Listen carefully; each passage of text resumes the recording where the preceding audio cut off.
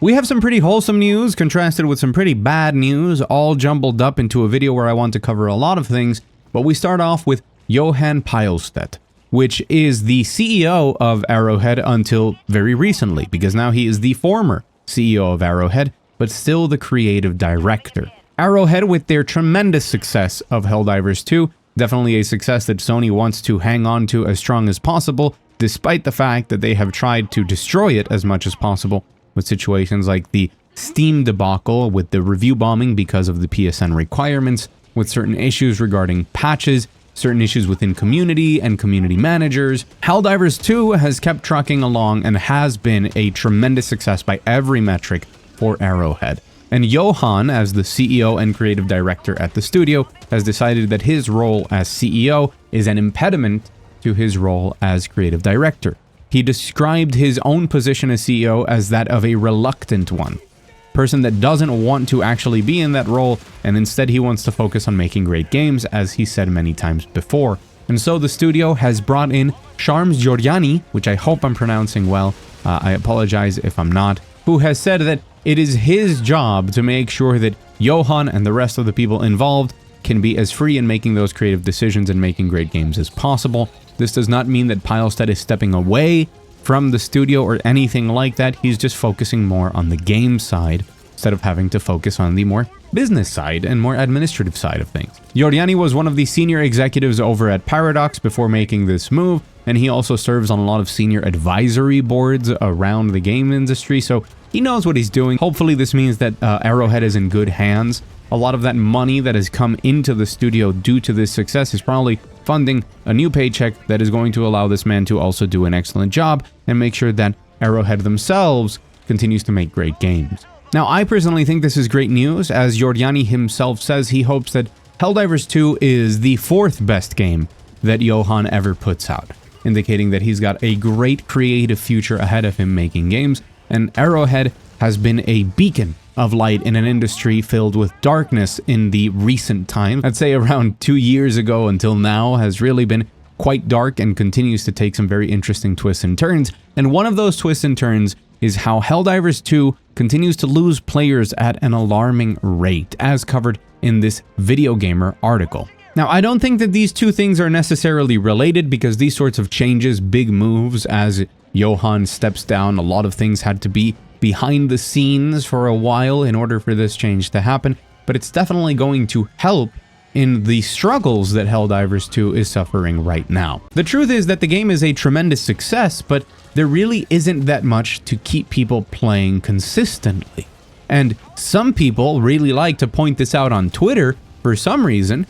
This is another problem that we have in the video games industry, as a big failure, as you see how Helldivers 2 was actually bad all along, look how it's losing players, instead of recognizing that the truth of the matter is that this is a PvE game that doesn't incur FOMO into its players. It is very much a game that you can feel very good stepping away from and playing something else. This, to me, as I've said in many videos before, is one of the greatest parts of Helldivers 2, that I don't feel like I need to play it. I play it when I want to, because I'm excited and because it's fun. And the truth is that if there aren't enough things to keep players coming back, more and more players are going to slowly step away from the game. That doesn't mean the game has gotten worse. That doesn't mean the game was bad to begin with. That just means that the nature of the business model that they chose, which I think is a healthy one that more people should copy, is one prone for people leaving and then coming back when there's something exciting for it. I'm going to make a bold prediction that can blow up in my face, but to be honest, of the time I've spent on YouTube, 1 year anniversary now for the channel, yay, remember to subscribe, you can clip it. I think that as soon as Arrowhead delivers a big content expansion, something like a new, free, very long battle pass to work towards, if they introduce the Illuminate into the game, if they introduce new missions, new planets, new objectives, and especially, as Johan himself says, better content designed for the long term, longer term goals for players to work towards, when that is combined with a big update, a big expansion, we're going to see player numbers soar again. And that will be a testament to the fact that people aren't walking away because they get mad at the game. This isn't like with so many other live service games where you get sick and tired of how they treat you, what they do to you, and you feel like maybe, for example, the meta doesn't favor you, or some of the recent changes make you mad at the game, and then you leave, but you leave with a certain hostility towards it.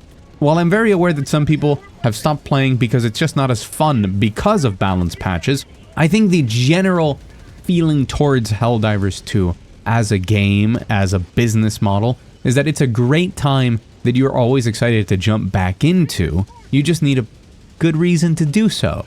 And any big content expansion, something beyond the war bonds that we have been receiving, something that feels bigger, will immediately attract so many of the over 12 million people who have bought the game, and of which a large majority, I assume, really enjoy it. But none of this means the game is dying. People seem to confuse the idea that a lot of live service games literally feed off of their players in order to survive.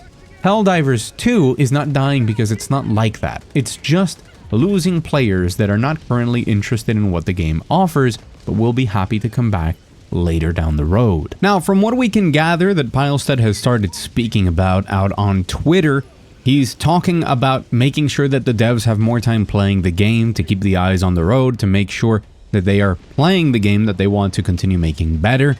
And then he's also mentioning that he wants to ensure that they actively look at the sentiment and create a holistic view of why they receive certain types of feedback. His working theory at the moment is TTK. I refuse to insert memes in my videos because I feel they're pretty cheap, so I'm just going to reenact the nervous look meme. But the fact is that he's putting his money where his mouth is, and he's actually talking about the game balance and the things going around in the game, and he's mentioned how he wants to create that longer term content. As somebody on Twitter told him, Tyrant4Hero said, "You need to ensure more content to retain player base. I wish you the best of luck. Helldivers is an amazing game." And he replied with, "Yeah, longer lasting content as well."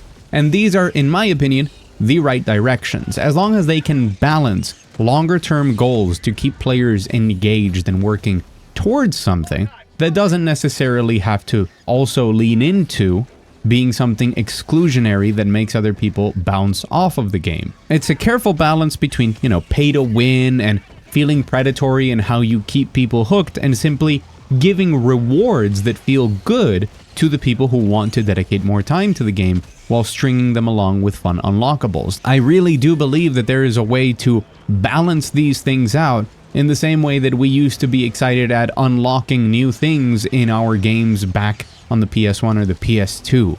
The interesting part about it all is that it's kind of uncharted territory. It's this big hit, a game that has this huge player base, but because of its design, which is in part responsible for how good it is also in a framework that allows them to lose players very easily without making them feel bad. So how do you balance those things along with retaining players? But I truly believe that they are in such a great position, and they do have such a solid game that all they need to boost that up would be a big gameplay update of some kind, that they can also experiment with all sorts of things, and there will be a player base that wants to play the game because there is no resentment towards the game. Well, I mean, a little, but definitely not to the same degree as the games you and I are thinking about. But even if I am wrong, it's going to be a very interesting case study for a different type of business model, a different sort of sustainable long-term monetization within the industry that I hope succeeds, because I want it to be proof to other developers, to other publishers, that there are alternative methods that are more focused on creating a good game than creating a game that you feel the need to play and spend money in. And harsh transition to different news, but please stay because I think this is interesting. Wayfinder, the MMO light instanced third-person combat loot-based MMO that came out a while ago and crashed and burned with a ton of server issues, a lot of complaints. The game was charging people a founder's pack fee in order to access the game at all, and then quickly after that disaster of people not being able to play a game that they paid for, never really went on to a good life of free-to-play as it intended to, and instead just died. Well, It's coming back as Wayfinder Echoes, because the studio, Airship Syndicate, found themselves between a rock, a hard place, a sword, and people that were not interested and didn't trust them. And they failed to find funding and support to keep the game going and find a way to relaunch the game successfully, and so they have taken matters into their own hands, and they have turned a free-to-play, microtransaction-based MMO Lite into an offline, peer-to-peer premium game free of all microtransactions. And this is a move half done through desperation and through experimentation. They could have probably released it in some of this free-to-play monetization gold that so many studios have these days, of the golden goose that I keep talking about, you know, the cow with the golden udders that they can keep milking. They could have kept fighting for that, but instead they're gambling it all on a premium game. Now, I find this very interesting and very smart at the same time as dangerous. I think it's smart because this is the ultimate move of letting the market decide. The truth is that if you release your game with a price tag, and the game is good, people will pay the price tag, enjoy it, and then stop playing it when they're done with it. And I think that's healthy and fine and a good way to continue enjoying video games.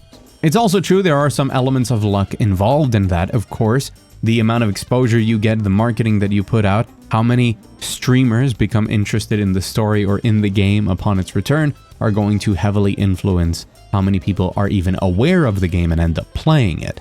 The dangerous part about this system, though, is that having an example of a game, and I think this is really the first time I've seen a free-to-play microtransaction-based game pivot completely into a fully premium game, at least in this way, is that if it fails, they're going to blame it on the monetization. They're going to blame it on the fact that it is a premium game, and it's another one of those examples of gamers don't actually want premium games. If it were free to play, it would have worked. And it's kind of this very toxic relationship of, oh, you say that you want premium games, we're gonna make our game premium. It just turns out it's not very good, but when people don't buy it, we're gonna blame the fact that you don't actually want what you say you want. The truth of the matter is that you want sloppy free-to-play bullshit. Make no mistake, we are not morally obligated in any way to support these types of developers to set an example. It is part of their responsibility to actually make a great game. Will Wayfinder Echoes come out as a great game? I don't know. And I will, of course, be diving into the game once it releases on June 11th to let you know if it is good or not. I do think, however, they have really stacked the deck against themselves by releasing so close to Shadow of the Erdtree, which I would have personally gone, a couple of months away from it if I could choose as a publisher, as a developer. But hey, I guess it's another excuse for it to fail and for them to blame the gamers. Let's see how this plays out, but I'm hoping that Airship Syndicate actually takes the logical stance and explains what's going on instead of basically gaslighting gamers, much like EA did with things like Immortals of Avium, which is going on with its own scandal about giving more money to the developers to keep Ascendant Studios up and running. Can't comment on that because we're missing some information there, but EA released Immortals of Avium, similarly to things like how Ubisoft released Prince of Persia: The Lost Crown.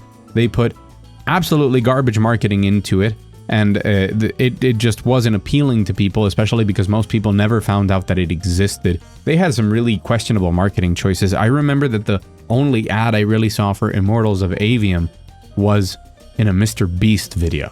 I don't know if I'm going crazy, but I don't see a lot of overlap in magic-based single-player first-person shooter by EA and Mr. Beast's audience.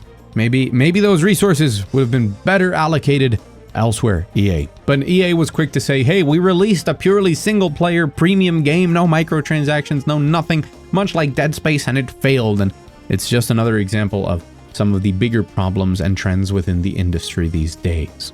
By the way, this report on Helldivers 2 was brought to us by GameIndustry.biz, which is now owned by IGN, which has purchased most of the Gamer Network. And I'm mentioning this because if you haven't picked up on the news and you think that I'm not here to report on how gaming journalism is progressing, I will. I've decided to do a little bit of legal digging and different things around this topic because I think it's actually pretty big. The way that our video games are covered and the access that journalists have and how that policy might be consumer-oriented or not is a really big deal to me, and I want to make sure I cover that topic very well. Which I don't know why I'm talking about it here at the end of this video, but hey, I thought I should mention it. There's a lot of other interesting news that I might cover a little bit later on once we have more details, but I've also been very hard at work on my next very big retrospective. It's looking to be over 3 hours long, so get ready for that. But I'm doing my best to make sure I'm keeping up as much content as I can for you guys. Day job, big projects for the channel, plus consistent videos, taking on a lot here. Which is why I would kindly ask you that if you enjoyed the video, hit the like button. It helps the channel out a ton. If you're new here, or if you're returning but you're not subscribed, consider subscribing. I've been Mugthief. Thank you so much for watching. An extra special thanks to my patrons up on the $1 patron wall. More info on that in the description below. And as always, I will see you again very soon.